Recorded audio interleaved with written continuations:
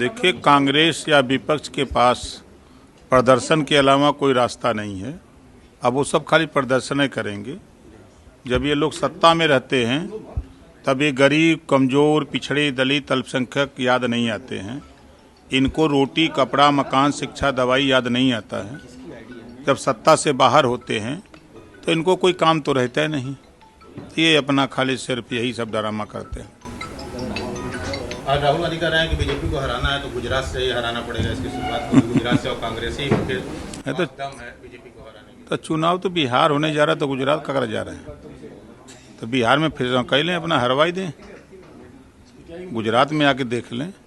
रहेंगे विदेश और लड़ेंगे चुनाव। बीजेपी गांव-गांव बूथ कमेटी बना रही है, संगठन बना रही है। ये विदेश में घूम के हवा ले रहे हैं विदेश का, लड़ेंगे चुनाव।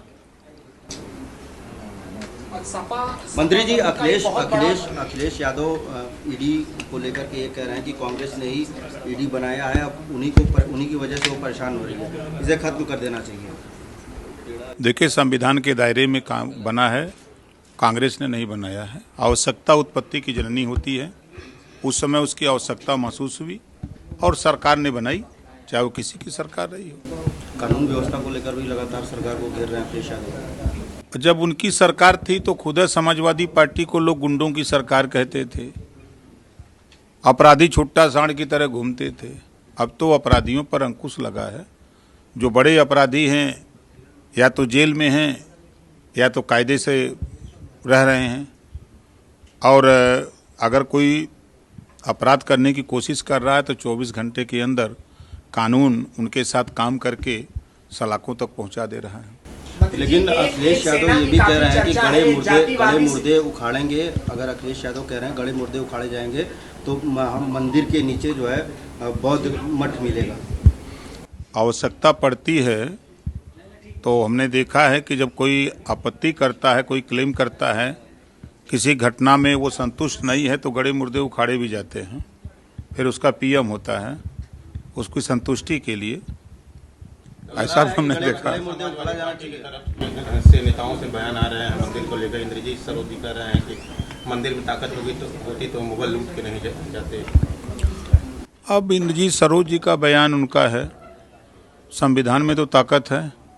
मंत्री जी, एक सवाल ये है कि महापुरुष होते हैं वो पूरे भारतवासी के होते हैं, चाहे वो महाराजा सुहेलदेव हो या फिर कोई भी हो, लेकिन क्या एक जाति विशेष संगठन के आधार पर ये निर्धारित होगा कि वो किसके महापुरुष हैं? क्योंकि करणी सेना इन दिनों काफी चर्चा में है। कोई राणा सांगा को लेकर वो सीधे जो है अगर कोई टिप्पणी आती है तो विरोध करते हैं। तो आपको क्या लगता है? नहीं, देखिए, महापुरुष हूँ, चाहे महात्मा ज्योतिबा फूले, सावित्रीबाई फूले, चाहे बाबा साहब डॉक्टर अम्बेडकर हो, छत्रपति साहू जी महाराज हो, पंडित दीनदयाल उपाध्याय हो, चाहे कोई भी हो, तो वो महापुरुष सबके होते हैं, सबके लिए काम करते हैं, प्रदेश के लिए, देश के लिए।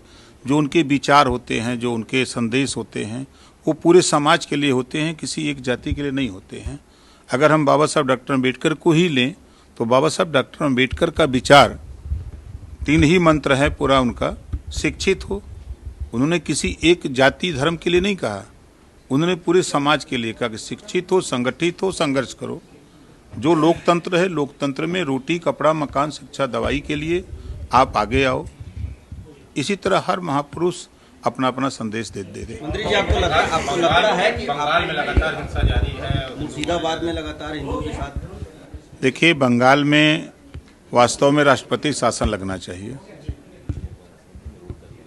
इस नाते कि हाई कोर्ट ने टिप्पणी की है और केंद्रीय रिजर्व बल मांगा है, तो कहीं न कहीं महसूस किया है तब न।